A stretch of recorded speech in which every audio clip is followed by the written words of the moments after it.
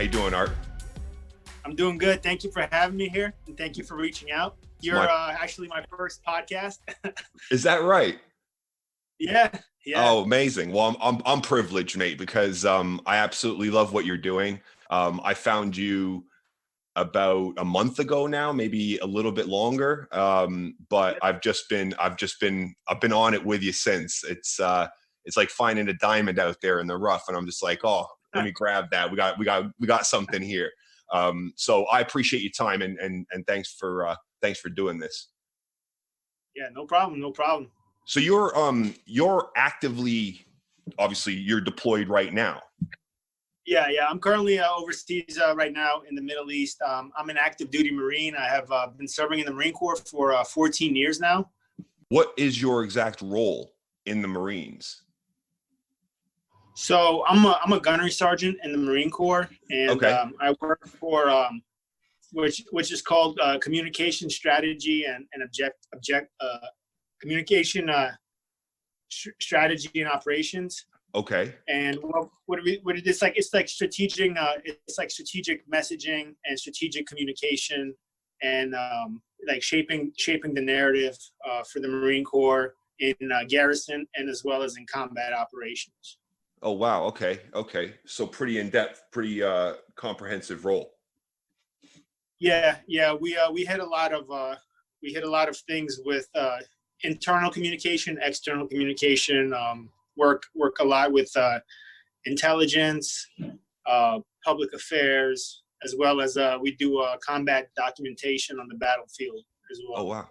Okay. And you said you've been in for 14 years. Yes. What made you join?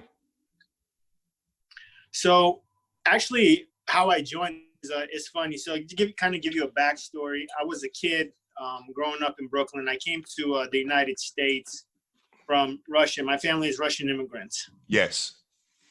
So as a kid growing up in Brooklyn, I wasn't doing the right thing. I was a troublemaker and running around with the wrong crowd, and my life wasn't going into the right direction. Okay. I got kicked out of high school. Oh wow. Yeah, I got kicked out of high school.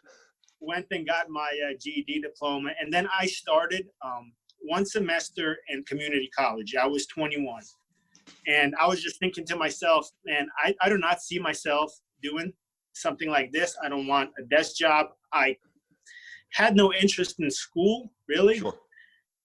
And I just started looking up how to travel, jobs that take you away. And then I've seen like military, and then I've seen the military branches, and the Marines stood out for me. I read about the Marines. I thought, I liked what they were about. I liked the challenge. So I just walked into the recruiter's office and said, sign me up.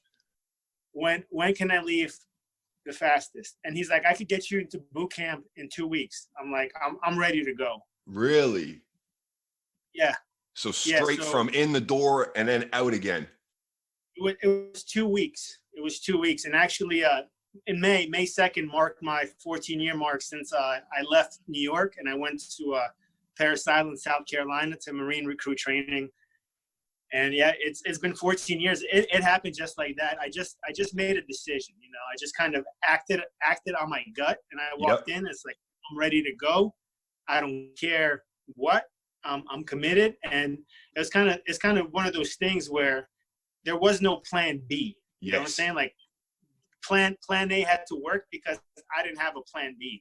So I was all in, and it was actually one of the most confident decisions I've made in my life to date.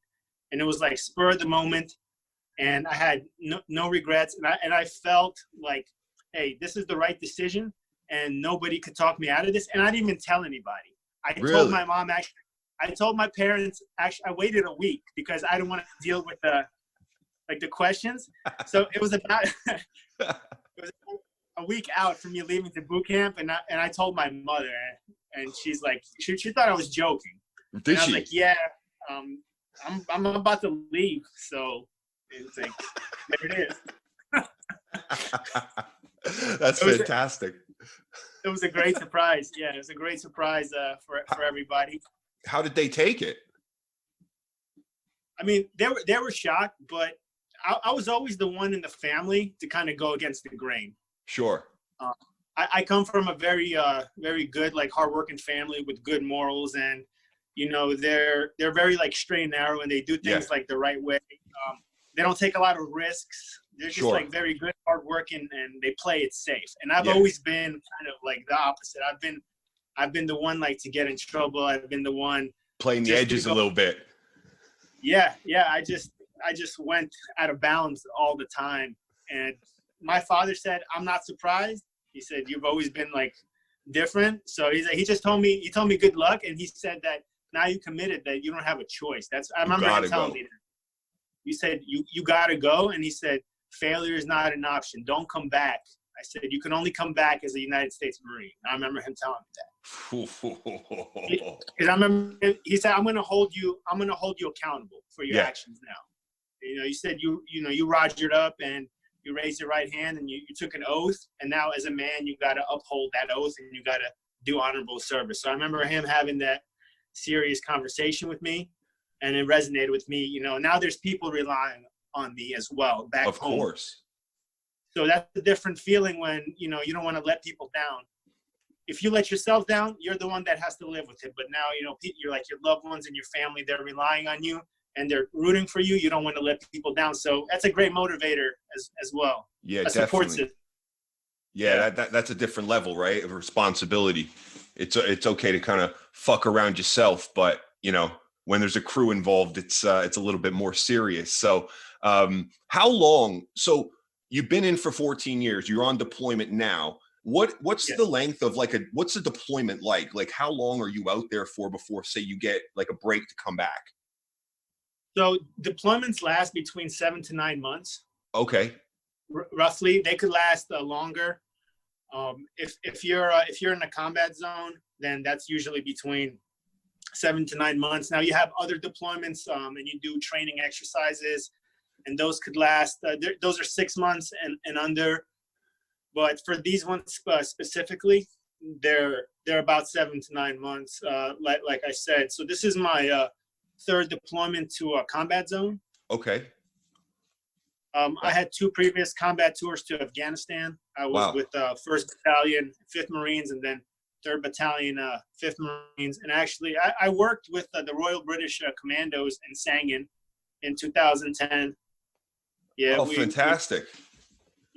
Those guys were very interesting.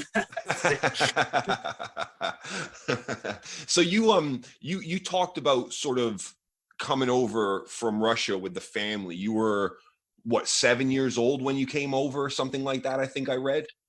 Yeah. I just turned 7 when I came here. I don't remember much about my life in Russia. So when people usually ask me where I'm from, I say I'm from Brooklyn because that's where I grew up, and that's where my memories are. I still, you know, uphold Russian traditions and heritage, and I speak Russian with my parents, and I understand Russian. Oh, nice. But you know, my heart is in the U.S. You know, I serve in the United States military, and I grew up in New York. I love New York. I'm a hardcore like New Yorker. Oh, we're gonna get into that. I love it. I love New York. I miss it. That's where I want to go back when I retire from the military. Nice. Yeah.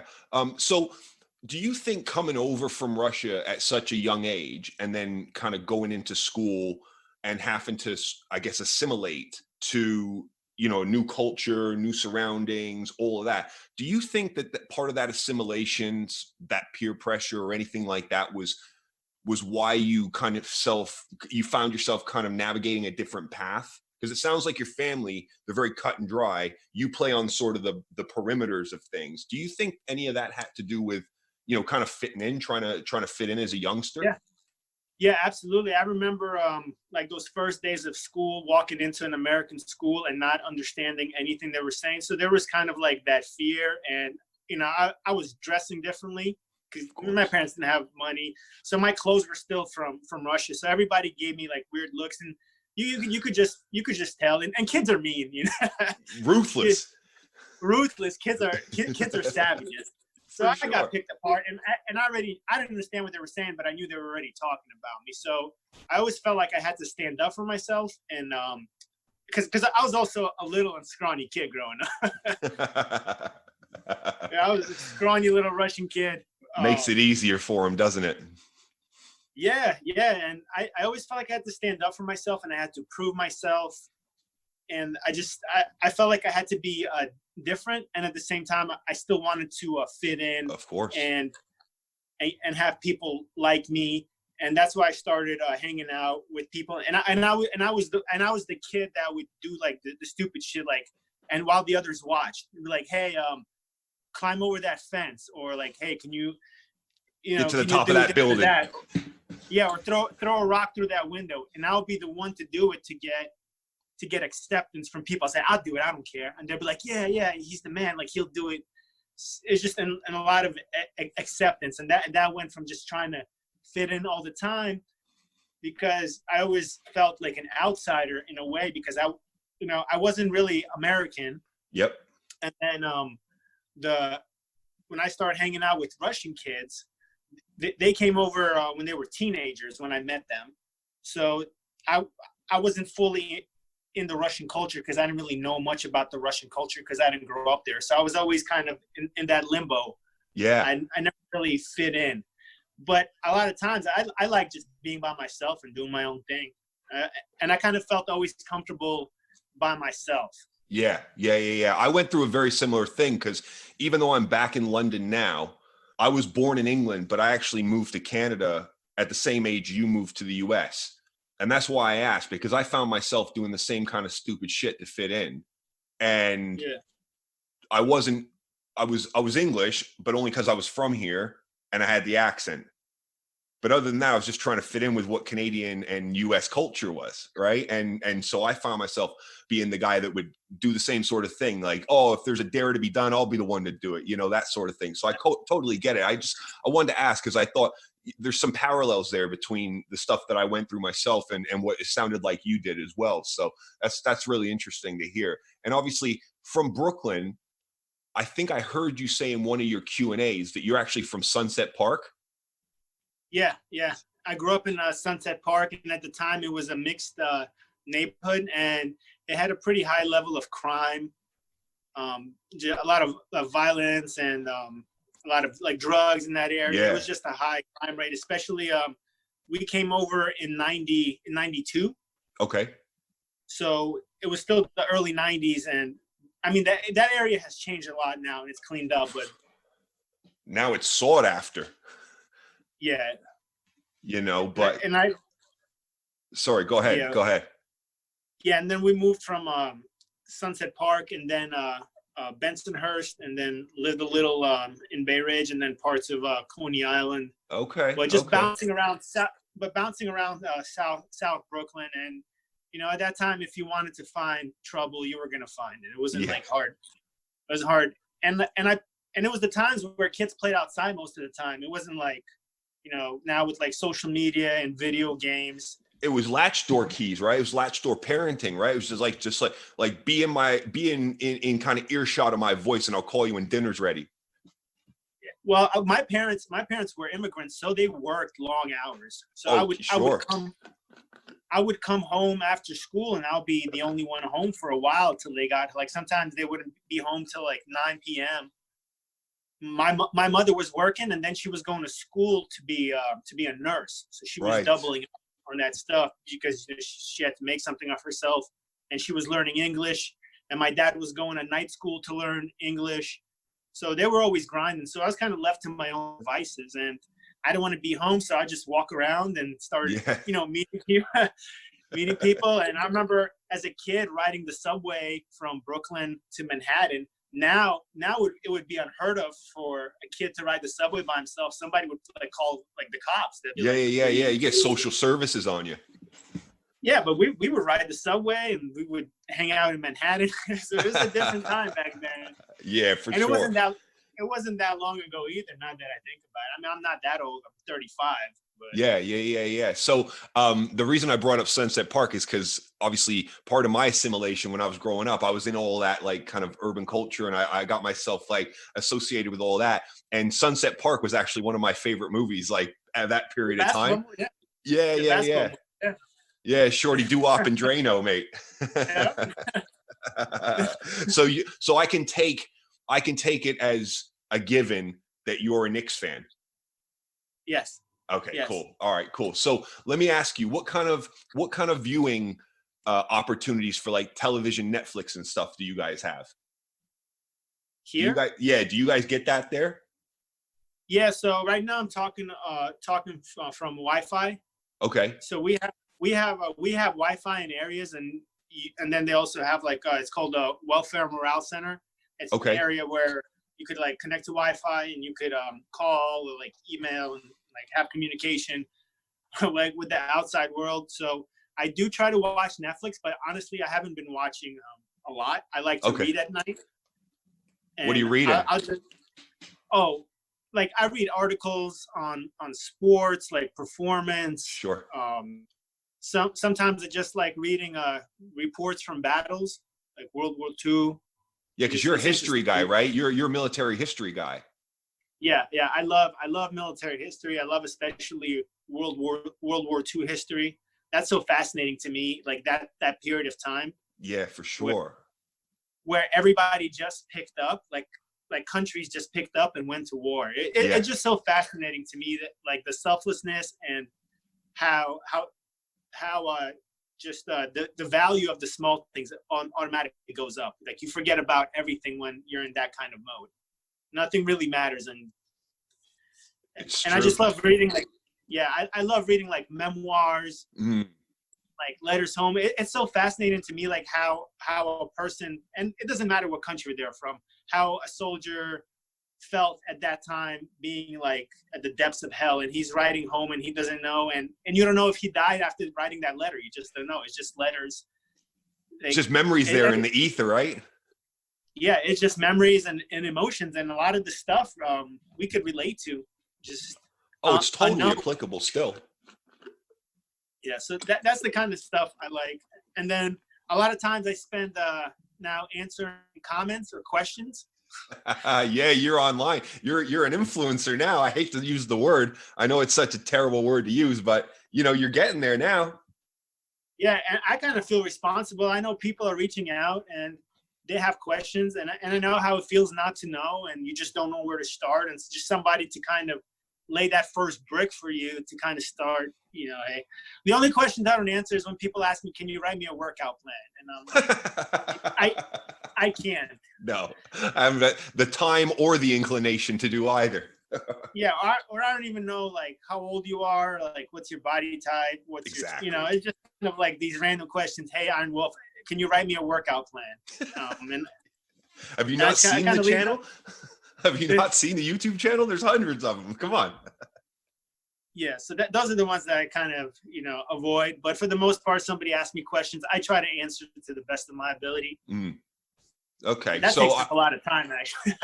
Yeah, I bet it does. I see how many Instagram stories that you share every day, and that alone seems like a full-time job. I'm like, how the hell can he knock out 500 Navy SEALs when he's got all this other stuff that he's doing as well? But the reason I asked about the Knicks was because I've been watching The Last Dance with Jordan, the Jordan documentary. Have you seen it? Any of it?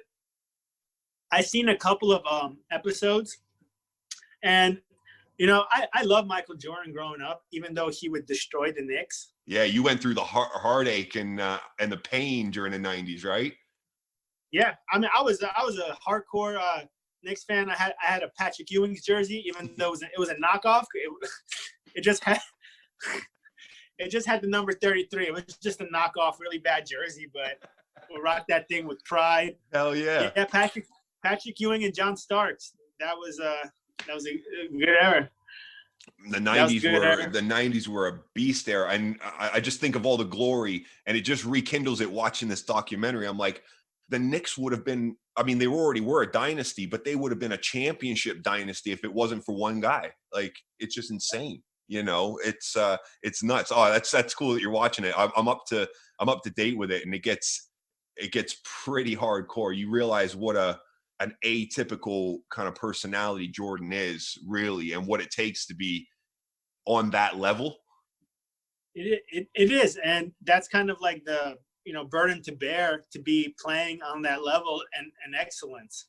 and he knew what he 100%. was doing. And in the end, he got results, and he got what the dynasty wanted him, and he delivered what the fans wanted. 100%. So sometimes it's hard to separate. You know, we look at athletes as, you know, sometimes we think like they're role models, and sometimes we just have to look at them as being somebody that knows how to play the sport and being good at the sport, and that's it, because that's their job. A talent doesn't automatically make you, you know, a martyr for everybody's like social woes, and that you're supposed to be the flag bearer of everything that's good and holy just because you can, you know, just because you can put a ball through a hoop. I mean, you know, they're two separate things. But again, you know, one sort of comes with the other because of the spotlight. But they say if Jordan would have been playing now with social media and with the way the news is, it would have been a completely different story in terms of how his career might have gone, you know? So it's just really interesting. So just on the Brooklyn thing, I can also take it as a given that Biggie, Jay-Z, Wu-Tang, Nas, that's your bag, yeah? Yeah, I love old school hip hop. Biggie and Wu-Tang Clan are my favorite. Nice. Love it. I listen to it when I work out on my own. It just brings back memories as a kid. Hip hop was so big in New York City at that time, and especially in the 90s. It was just everything. The culture, everything, the vibe, and everybody listened to it. And I also love the Beastie Boys. Fair enough. You know, they represented New York very hard. Yes, very hard. Yeah, they Brooklyn. did. For sure. Brooklyn. So everybody thought the Beastie Boys were the coolest when I was. We all wanted to be like the Beastie Boys. We all wanted to dress like them. Everybody. They were cool. They were just cool, and you know, they were different because they were 4 Jewish white dudes from Brooklyn that could rap. Yeah. It was great, you know, and they went hard. It was awesome. And they had a different sound. It was new. They mixed like rock, and it was I think great. I think about it similar to like when I hear a Wu-Tang beat drop. You kind of know when the Beastie Boys are on, even before you hear like the lyrics and stuff. You're like, they just got that thing about them. You know what I mean? It's just that feeling about them. But yeah, that's so cool, man. We were basically mirroring each other in culture, but you were living in it and I was living in Canada. So tell me about Iron Wolf Fitness, right? So first, where did Iron Wolf come from? So Iron Wolf came from my Marines used to call me Iron Man, because when I would train, they'd be like, this guy's like Iron Man, like he's like literally doesn't get tired, which I do, you know. There's like stigma that I get tired. I'm just a regular dude. I don't claim anything. I've seen the video, dude. But they're like, he's like Iron Man. And then I always liked the animal, the wolf. It always appealed to me because a wolf can operate on its own, like the lone wolf, and it's not afraid, but it always has the wolf pack behind him. So it can always rely. So he's alone, but he's never really alone, because he could go to the pack and then the pack could hunt together. So I kind of like that relation. Yeah, you could be on your own. Yeah, but you also got somebody always watching your back. And that kind of comes like from the Marines. For sure. You know, like teamwork and camaraderie. So if I got to operate by myself, I can. And I'm not afraid to go and take care of business by myself. But I always know I have the backing of my guys with me. So I added the name Wolf to it because I was thinking of like a good YouTube name. Because I figured.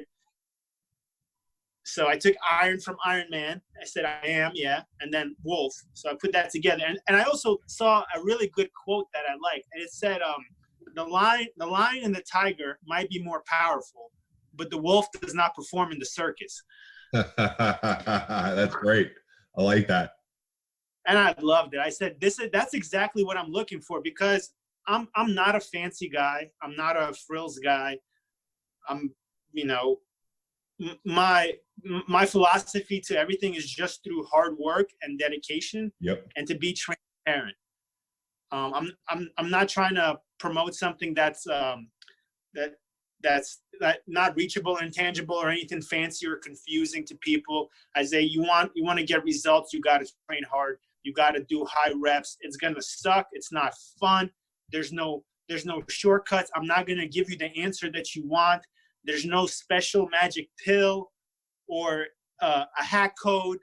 You got to do it for years, and you got to do it consistent. Yep. And it's going to suck. And that is the philosophy. It's through hard work and discipline and consistency where you're going to get your results. You have to suffer. Yeah. You gotta break some eggs to make an omelet. Damn right. Absolutely right. So what's the mission with all of this? What was the point? Why did you do it? I did it because a friend told me, he asked me to start a YouTube page, and he's been actually asking me for years. Okay. Because we've known each other for about 11 years or so. We served in Afghanistan together. Okay. And he's a real close friend of mine, and he knows me really well. And he's been telling me for a while. He's like, "Hey, listen, you should start a YouTube page because the way you train is unique, and people might benefit from it." He said, "You train anyways, just record it." He said, "You're not doing anything extra. Just press record and do your routines. Introduce yourself, talk to the camera." And I don't like being in front of the camera, to be honest. I don't. I feel awkward. I don't know what to do. I train out. I hate gyms. I'd rather just train outside by myself. Like, leave me alone. Yeah. Like, I don't want to look at anybody. I don't want to talk to anybody. I want to do my reps and leave. I'm the same way. I'm exactly the same way. I'm not on my phone texting. I'm not like taking selfies in the mirror. I'm not socializing or checking girls out. That's what I'm all about, business when I train. 100%. And I've been actually glad that the gym's been closed down over here because of this COVID thing, because it's given me a chance just to get back to what I like to do, which is just pop the headphones in, put the timer on, and just go. Yeah. And you've been a massive help with that, mate. So I appreciate finding you for sure. So the mission is building community. You seem like you just want to help people now. Like, that's kind of the ethos, is like, you just want to build like community and help people, right? But you've also, that obviously comes from your past, but also the kind of the military and what that's instilled in you as an ethos. But you've also got a very kind of straight down the line, which is one of the things I like most about the content that you put out is basically, don't bitch, don't moan, just get on with it. Do it regularly. Yeah. And so it's not so much that you have, criteria for what this community is, other than sort of a mindset entrance fee. And that's a really, really refreshing thing, because a lot of people get dissuaded by that. But when somebody just says, nobody gives a fuck what you're doing, nobody gives a fuck what you've got to complain about. Either you're going to do this or you're not going to do it. And if you want to do it, come along with the journey. Follow me, and I'm not going to change how I do business. So to kind of rewind and get back to your original question, like, what's the point and how did this start? Yeah. There was no point. I did not have a vision when I started making these videos. I only started feeling responsible when I got such a big bigger following and feedback from people, and people are messaging me saying, you inspire me, you help me get in shape. Like, there's people saying, like, now, I'm training for the military to join from different countries. Like, you helped me so much. Jesus. I was depressed, but watching your videos helped me start training. And it's just an influx of positivity from people. So then I started changing. All right, let me kind of get a direction, and let me get a blueprint or a vision for what I want to do, and let me start talking a little bit to the people. And that's when I started putting in the Q&A videos and showing like some of the warm-ups and the stretches that I do to kind of educate people a little bit more, because I could have just continued to get in front of the camera and crank out burpees and not say a word, which I would have been fine with that too. But I want to help people, because I think you should be transparent with people. Definitely. I'm not selling this advice. Yes. I was like, let me show you what I do. You could do it and try it. And if it's going to work for you, awesome. Continue doing it and pass it on to somebody else and make somebody else better. Help whatever in your sphere of influence, in your circle. And if it doesn't work for you, that's okay. You're not gonna hurt my feelings. Just don't be a douchebag about it.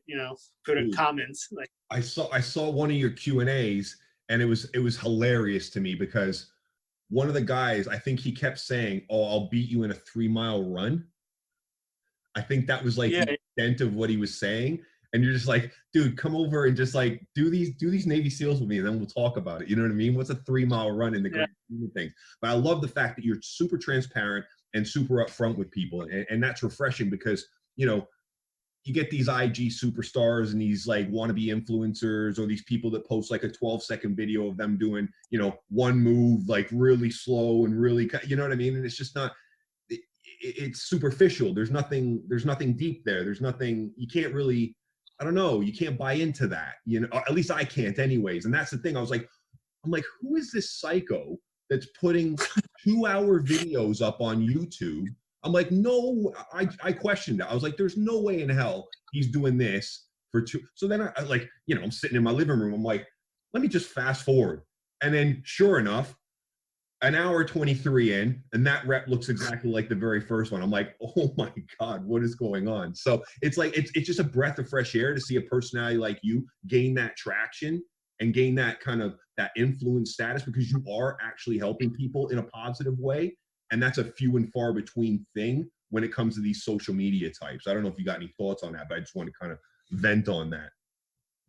So I've seen some social media, and I don't click through a lot of sites, but I've seen like the flashy videos and like the hard cuts and the jump edits and like the shaky, and to me that's silly. Like what are you trying to prove? I could get a guy from the street and edit a video and make him look like a superstar. He's going to do a pull-up, then he's going to do a push-up and like make some like EDM and hard cuts. And yeah, this guy looks like a calisthenics master. Yeah. And I just want to be transparent. Hey, I'm going to do a 2-hour workout. I'm going to try my best. Like it's going to suck. And you're going to see the progression of like, starting out fresh and how it looks. But this is how real training routines work.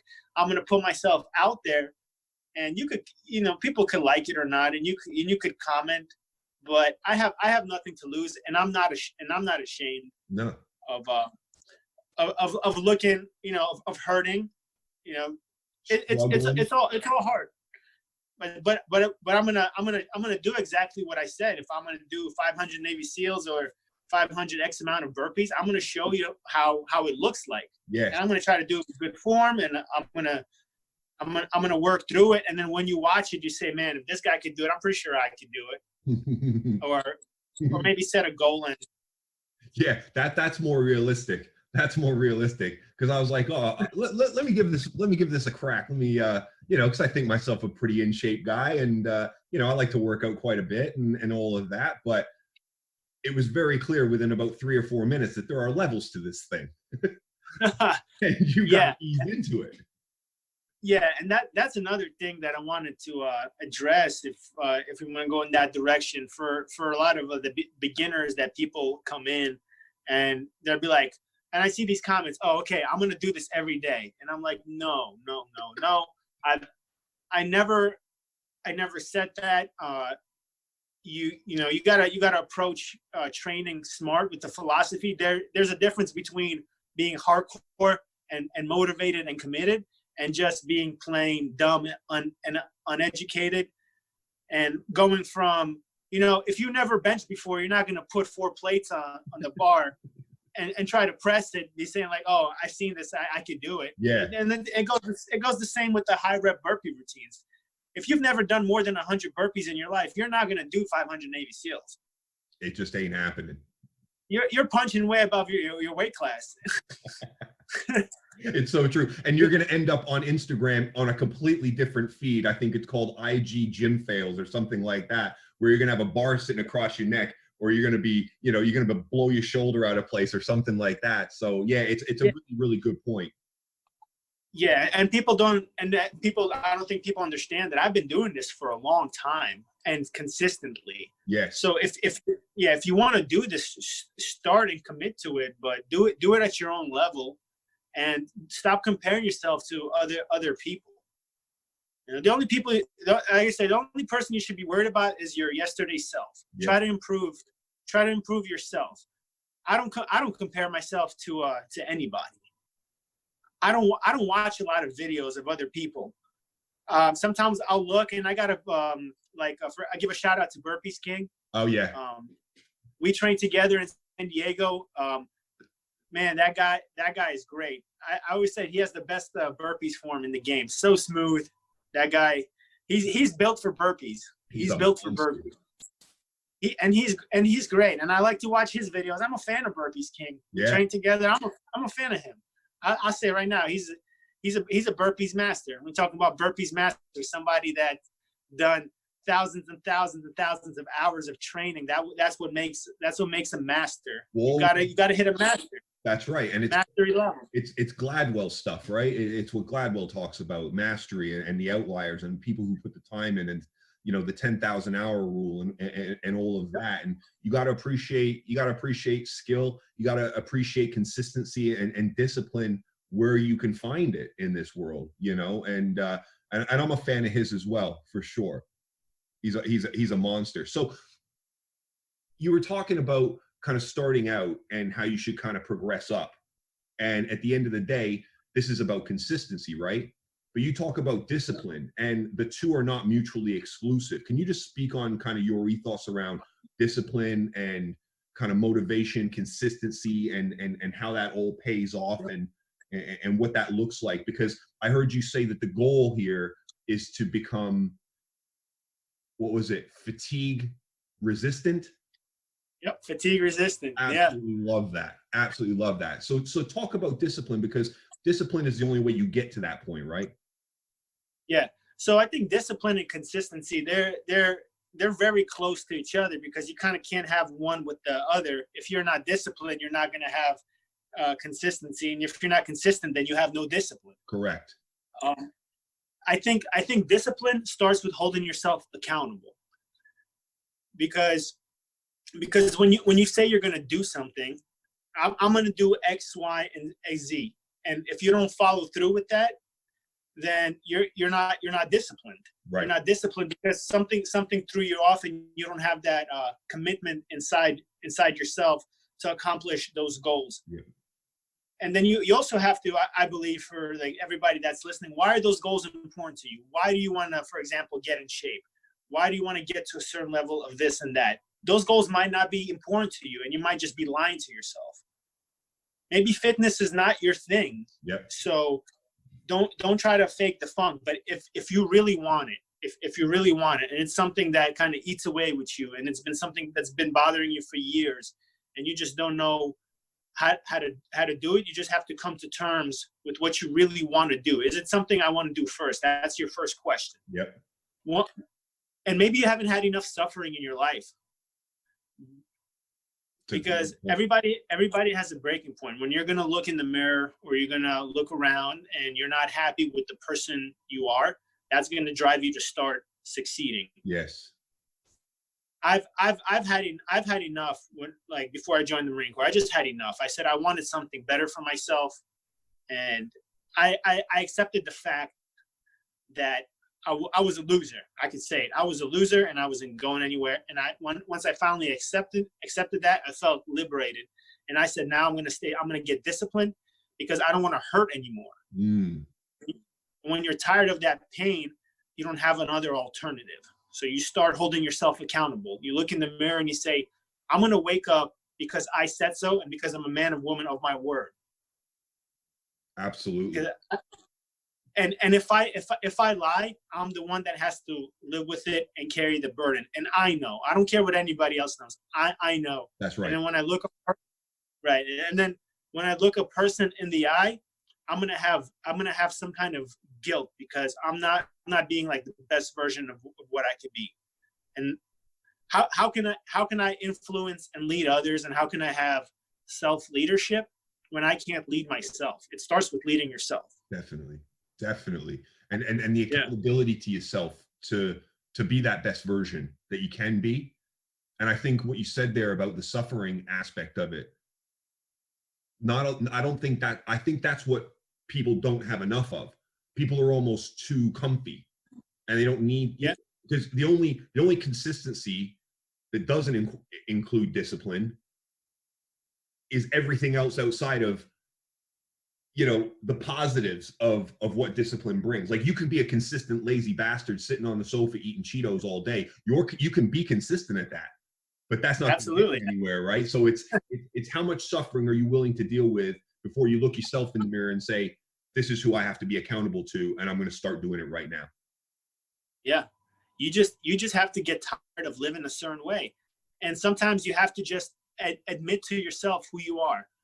I'm lazy. I'm freaking fat. I'm not committed. I'm a liar. I let people down. Yep. You have to just come to terms with that stuff. Why don't more people do it? So I think more people do it because it's just not easy. We have a false sense of image that we project, and I'm going to touch on this real quick. Social media is a huge issue when people post pictures and everything everything looks good and it looks like they have their life figured out and they're happy, and it's a false sense of security. I'm going to post this and that, and now people are going to think that I'm happy or my family's happy, but it's a fake moment in time, just that captures that moment, but it doesn't represent who you are. That's so right. Once you strip everything down, you field strip it, who you are inside as a person without anything. Would you trust yourself? Would you follow yourself? It's a great. Would you work for yourself? Yeah, it's a great litmus test, right? Yeah. Are you somebody that you would have faith in your current state? Yeah, exactly. Yeah. Are you a role model? Are you an influencer? Yeah. Would you follow yourself to the depths of hell? Exactly. And sometimes it's a hard question to ask. Well, we don't want to go image to face, because the answer for the majority of people is no, if they're being true and honest with themselves. But the struggle of admitting that and then taking the steps to correct that is just something that people don't tend to have the fortitude to do. And like you said about social media, that posting of my life is great, look how glossy and happy everyone is, gets reinforced by the mechanisms that, you know, keep social media going. And then you get trapped in a circle of saying, well, as long as I can just make this snippet look good, I'm okay on the outward, and I don't really have to face the demons that I really should be confronting. So it's like a really toxic cycle. And it's just, it's a shame, really. It's a shame. It sucks for a lot of people, because, you know, if they were honest with themselves, that's the first step out of it. It's a distraction. It's just a distraction for everything. And you get that fix. You get that encouragement from people. And it's kind of like a participation trophy of just showing up, and there you go. You're great. Thanks for coming out. You're as good as everybody else.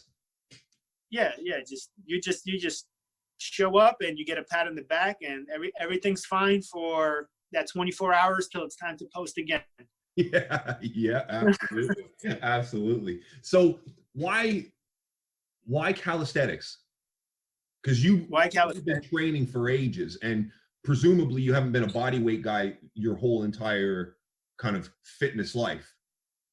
No, I haven't. I haven't lifted weights in over 10 years, honestly. Okay. So I did do the. I think everybody starts off doing curls, and because that's just what we know. I don't think anybody starts doing 500 Navy SEALs.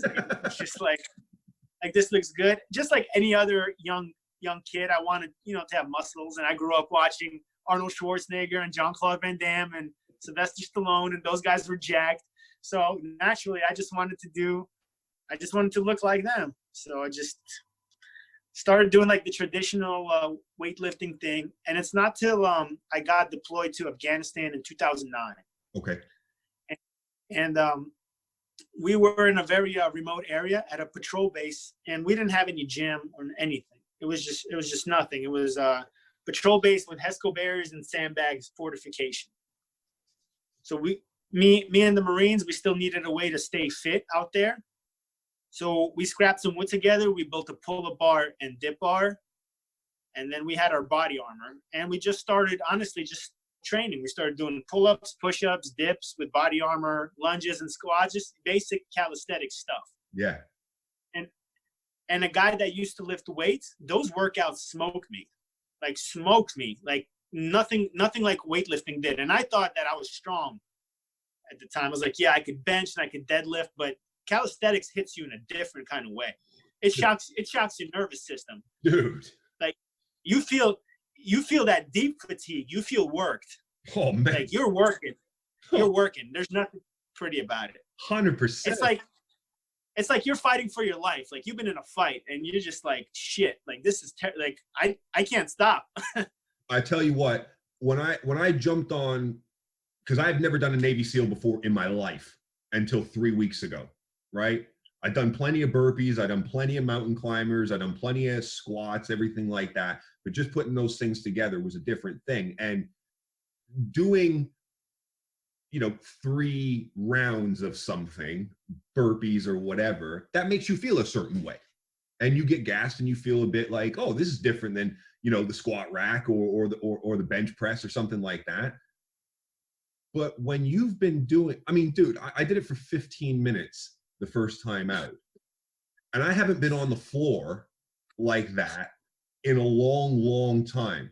And that was, and that kind of fighting for your life, I was like, oh, I'm in a real panic state over here. This is amazing. And then I was hooked. And I'm in it. So I absolutely love it. So it's born out of necessity. It was born out of necessity, but the thing is, I never looked back. I never looked back because I liked the results, and I kind of liked that freedom that it gave me to train anywhere and not be reliant on the gym. And also, I felt like the level of fitness that calisthenics gave me directly reflected to what I needed to be for like military fitness. Okay. I kind of like the mobility, and I kind of like the active resistance that I got and the conditioning, and I just felt better. So I continued to do the calisthenics, and I completely dropped weights. So in a way, then the calisthenics have also helped in the career as well. It The has. application of them is so fitting for what you need to be ready for or able to do. It definitely helped in my career. One of the Marine Corp physical fitness tests. It's a 3-mile run, max pull-ups and max sit-ups. We get evaluated that, and that helps towards promotions. If you get a higher score, then that's looked favorably upon towards your promotion. And it's important. Fitness is very important in the Marine Corps. 100%. I mean, I saw even that big fella that you did the 500 routine with. The guy, I mean, he looks like a giant. And, yeah.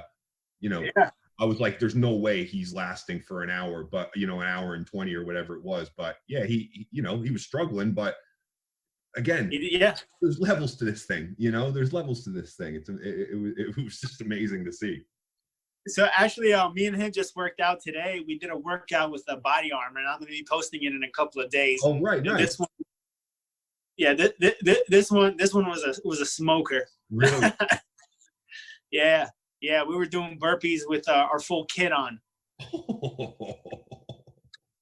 How many did you knock out? Oh man, I think close to 300, and it was over 500 push-ups with the body armor. And how much does the body armor weigh? This one's about 30 pounds. Oh.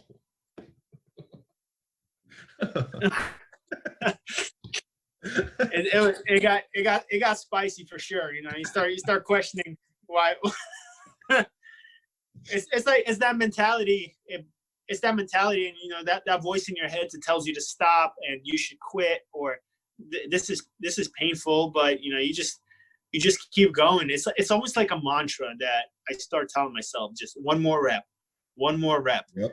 And it's like setting like micro goals. I'm just gonna stay in the moment. And for this moment, my goal is to complete one more rep, and I'm gonna go down and complete it. As soon as I get up, my next goal again is to complete one more rep. I'm not even thinking about like the 300 reps I have left, because that shit will psych you out. Oh man, yeah. That was a mistake I made first. I was like, I'm going to do a number. And then I just started thinking about that end number. And I was like, oh, this is ridiculous. What am I doing? It's about getting down and getting back up again and just counting them, and just one after another after another. That's all you can do with this thing, especially starting out. I mean, you know, if you think of the end goal, you're not going to even get started. It's a mental toughness thing that you develop, and it's almost like an ego thing.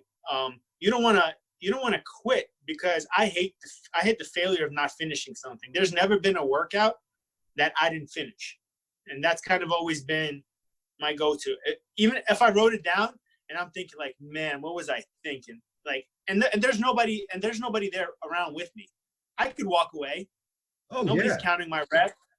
Yeah, I could walk away, but I don't, because I don't want to live with it, and then I don't want to look people in the eye, and I feel guilty. I feel guilty around my Marines, because I gotta talk to the younger guys, and I gotta tell them like, you know, you guys got to be tough.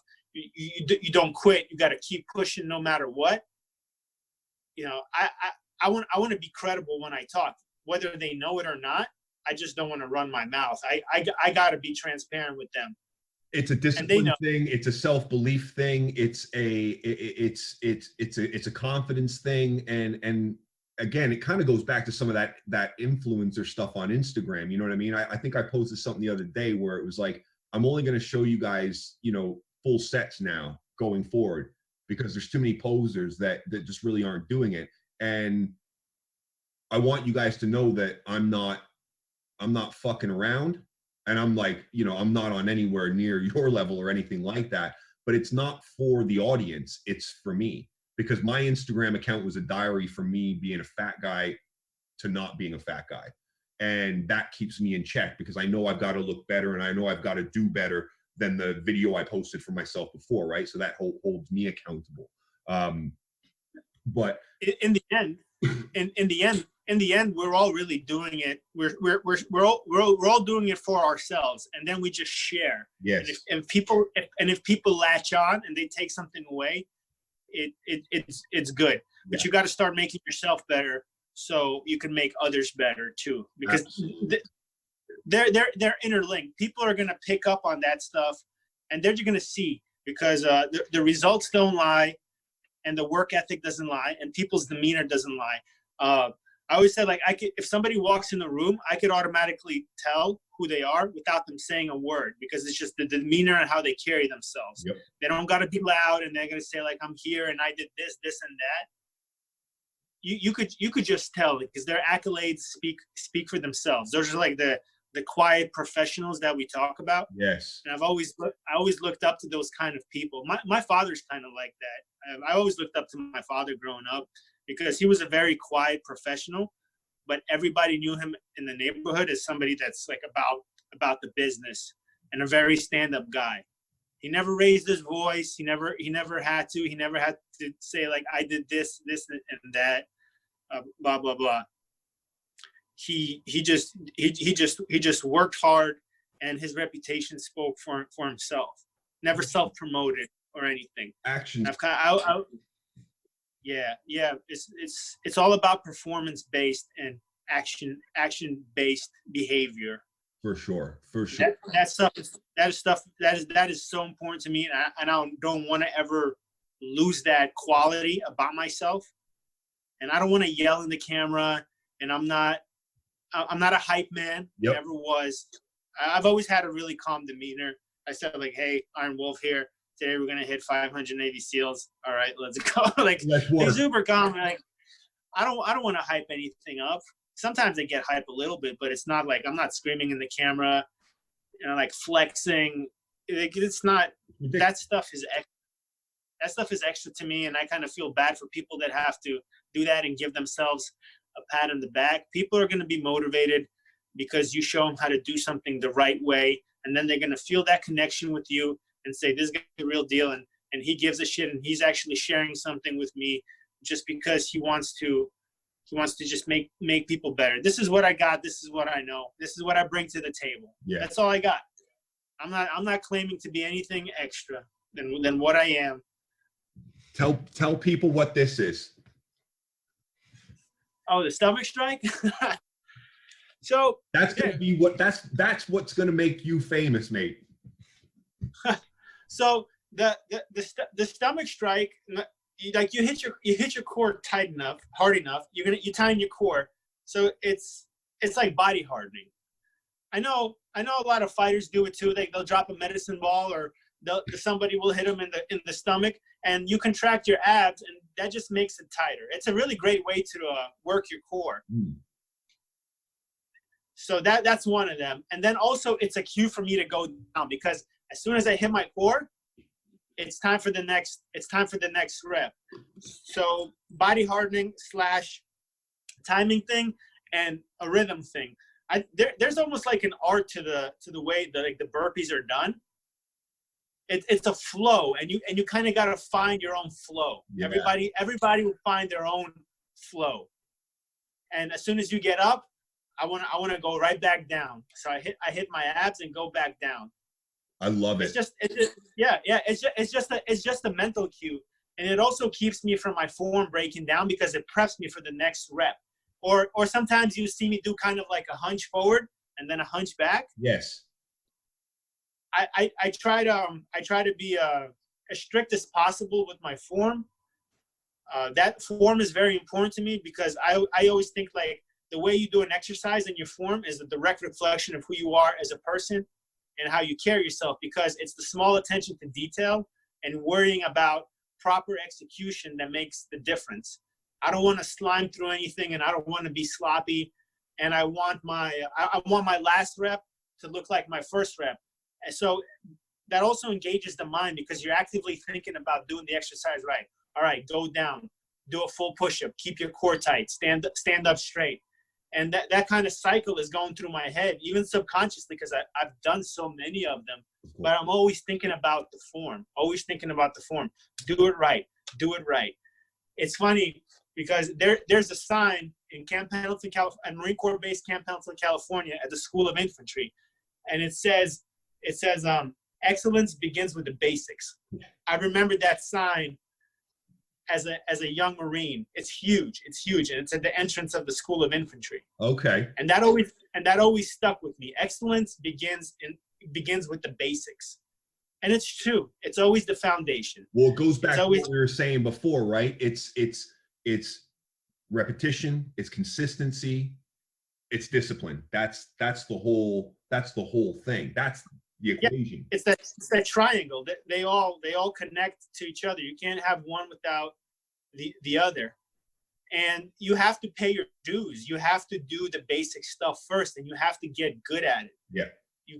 You can't skip forward to the next chapter. Finish the first chapter. And like you said before, there's no hack, there's no shortcut, there's no magic pill. It's none of that. It's just reps, work, consistency, and a mindset that's disciplined enough to keep coming back for more punishment until that punishment becomes normal, you know, and you find that flow. But I find that thing is a really great counter. It's like a reset.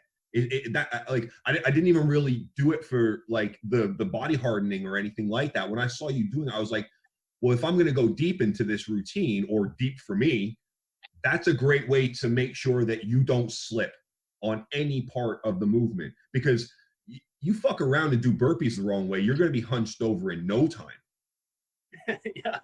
Yeah, absolutely. It's just a great kind of, okay, breathe, go, and down. And then you've got the knee touch, floor touch, and then you're into it kind of thing. It's a beautiful rhythm. It's a flow.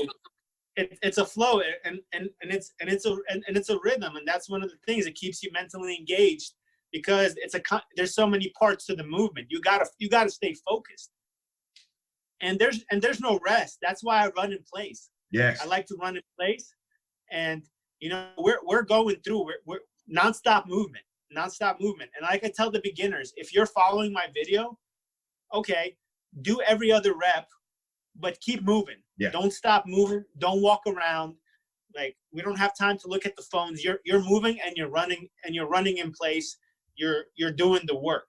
For sure. It's the small stuff. It's the small stuff that matters. It really is. It is. It's all the little details. And now I'm very much like, I just need my watch and my water, and that's it. I basically just put it on the stopwatch, press start, and go. It's funny how you could simplify your training. Dude, that's been one of the best things about this whole experience of finding out about you. And it's liberating. It's because now I'm in control. Close the gyms, I don't give a shit. Deploy me in the middle of nowhere in the sandbox, I don't give a shit. I'm gonna train anyway. I'm gonna come back fucking stronger. I'll go train outside when it's hot. Yep. I'll make it a challenge. 100%, man. I love it. I absolutely love it.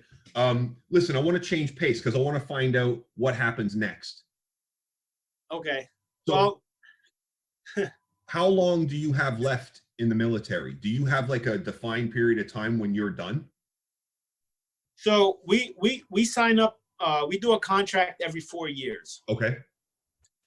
Every 4 years. So every 4 years, you could choose to re-enlist or get out. So I make that decision next year, if I'm gonna do another enlistment or not. I want to do my 20 years in the Marine Corps. That's a goal. So I don't know. There's a lot. There's some uncertainty in that. And now at the same time, I kind of enjoy doing this whole YouTube thing, and I don't know if I want to progress and continue, pushing the limit of where this could go. That was one of my questions, was because I think I heard you say that the goal after the military is firefighting. You want to be a firefighter after this, and again, keeping with public service and helping people and being part of that community. But I was going to ask, do you still think you're going to go that route, or are you going to continue with the Iron Wolf Fitness? Are you going to continue putting these Instagram videos out, building a YouTube presence and the community on there? Is that now, because it's gaining so much traction, is that now part of the plan going forward? It's an option. It's an option, and it's been in the back of my head as it's been growing. For sure. So I don't have a definite answer of what exactly. I'm going to continue posting videos, and I'm going to continue training. If it becomes bigger and bigger, then you could. That's the cool thing about this journey. It's always changing, and you just gotta kind of be flexible with it. And there's no solid answer. There's no absolutism about this. I want to continue, and if I could make a living, or if I could do something that I like to do and help people, like in the end, that's a really good thing. Then it doesn't feel like work anymore. Yeah, 100%. Absolutely right. And I guess, it's like anything, right? Success or any journey is never linear, right? There's always going to be swings and roundabouts and ups and downs and all of that. But I guess having this growing platform that you've got is a good problem to have at the end of the day. It is. And I'm a new YouTuber. I haven't even been on YouTube for a year. Right. So we're right at so yeah. So I don't know how this stuff works, to be honest. I'm being 100%. I don't know. I had to learn about,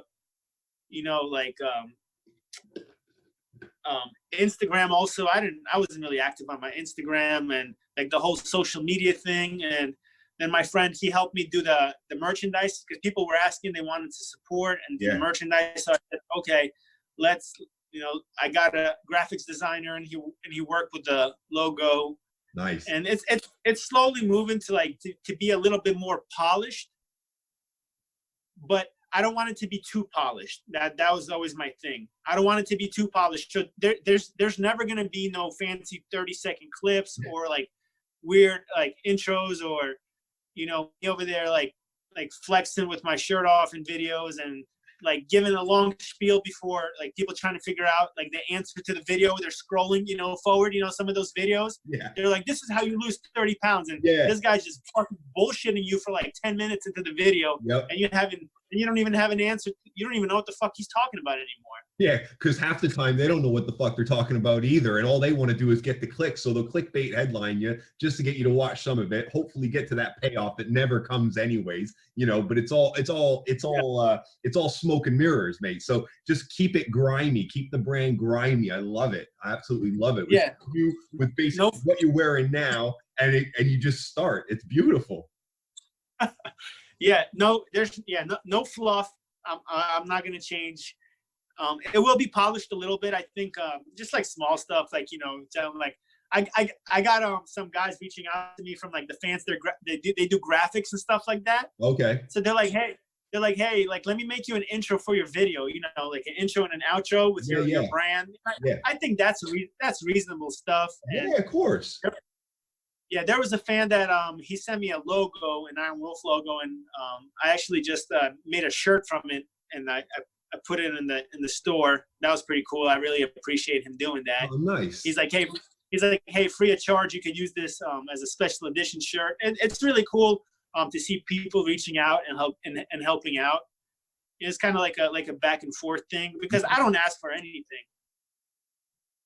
Yeah, I don't ask for anything. That's the thing, though. Positivity breeds positive energy and positive results back, right? And it's just about you being true and authentic to yourself, which I don't think you have any other choice than to be that exact thing all the time, because you don't seem like you've got an ounce of bullshit in you, to be honest with you. And that's a great thing to establish a brand and a foundation around. You know what I mean? Because you do know what you're getting. And in terms of people reaching out, is there any, because you did collab sort of videos with Burpee King and stuff like that, is there any other people out there that you've either heard from or want or would love to kind of collaborate with? I don't, you know, I'm thinking about, and I don't know, I haven't seen anybody that I really want to collab with. Unless they want to do full routines. Yeah. Set that challenge. But that's there. Yeah. I mean, there's a lot of like really good calisthenics guys in the community, and I think we all do different types of calisthenics. Mm-hmm. You know, I think I have my own like genre of burpee training. I don't even know what it is anymore. For sure, man. It's its own separate workout. It's like, it's calisthenics, but it's also conditioning mixed with, you know, cardio and it's work. I call it work. Like we come to work. Yeah, that's what it is. It's not like a thing. It's like it is calisthenics. Yes, it is, for sure. It is conditioning. Yes, it is. But at the end of the day, it's just murderous work. It's training. That's what I call it. We're here to train. That's it. We're here. We're here to train. We're getting worn out. Like we're paying the man. Like we're moving. Well, the reason I ask, right, is because there's guys out there like Cameron Haynes and like David Goggins and Jocko Willink, and these guys come from a similar sort of ilk as you, right? A similar sort of background of you, and I'm just asking and kind of speaking off the top of my head, because I see sort of a natural progression as you keep growing and, you know, all of that. Yeah. So I just wondered if you'd put any thought into it, or if there anybody out there that you would be interested in working with. That was all. So I would love to talk with them and train with them. And I know like David Goggins and Jocko, they're like the pinnacle of, you know, mental toughness and motivation. And I would definitely love to train with them and pick their brain and have their conversations with them. I mean, I'm still learning, and I could definitely learn a lot from those gentlemen. And I would like to get challenged. It's great. And if me and David Goggins could do a workout together, that would be pretty crazy. Dude, that would be so crazy to watch. Him thinking about who's going to carry the boats, and you just sitting there hitting the boat and let's keep going. That'd be nuts. It'd be absolutely nuts. I'm always down to carry the boat. No fucks given. I'll ride you up and I'll carry this. But I love it. I love it. But I think in due time that will come. One of the things I would like to do, if there's a possibility, I would like to travel around like the country and city to city, and maybe like kind of state and go and do like big training workouts with people in the community.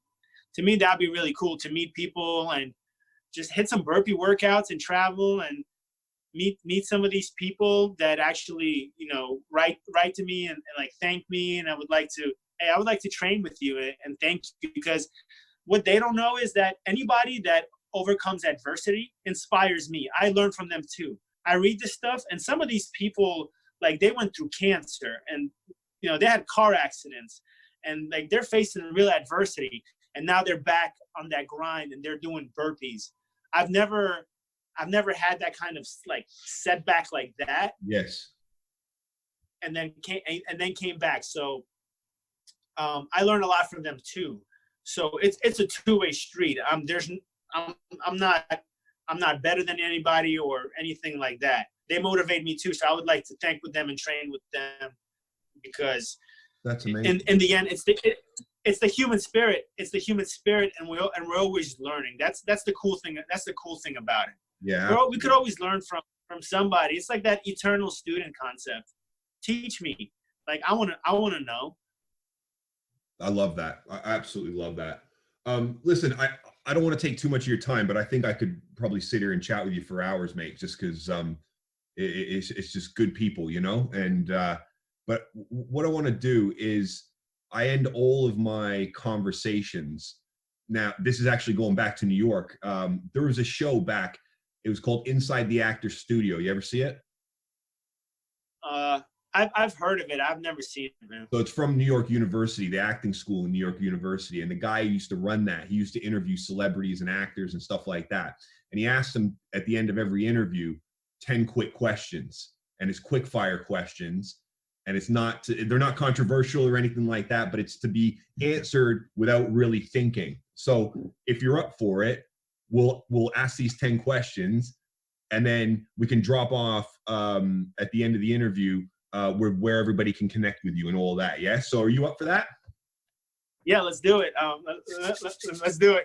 I'm gonna try. I'm gonna do my best to answer them quickly. Just off the top, man. Just off the top. So first question: what's your favorite word? Fuck. What's your least? I say it a lot. What's your least favorite word? I think we answered 2 questions with that. I can't. Or can't. Can't. Creatively, spiritually, and or emotionally, what turns you on? Motivation. What turns you off? Hate. What's your favorite curse word? Fuck. What sound or noise do you love? Grunt. And what sound or noise do you hate? Whining. Other than the job that you're doing now, and let's kind of exclude firefighter because we covered that already, what other job would you love to try? I would love to be a professional athlete. Any sport? Basketball. I love basketball. It's my favorite sport. And what is the profession that you absolutely would not want to do? Lawyer. Nice. Final question. If heaven exists, what would you want to hear God say when you arrive at the pearly gates? I didn't take anything personal you said. Nice. That's great. That's great. Mate, tell everybody where they can get a hold of you on the YouTube, on Instagram, all that stuff. So you could get on me on YouTube Iron Wolf. On Instagram, it's gonna be _Iron_Wolf_718. Okay. And then if you guys want to get some Iron Wolf merch, there's links in the bio on my IG, and you can find me on Teespring. Just search Iron Wolf, and you can get some of the merch if you guys like. If not, that's all cool. And we just stay training.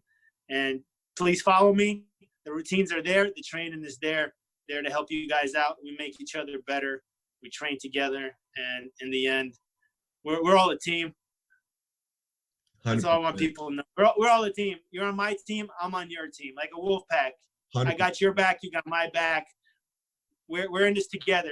If you're down with me, I'm down with you. I love that. I love that. And I'll make sure to include all the links to all the kind of channels in the show notes on the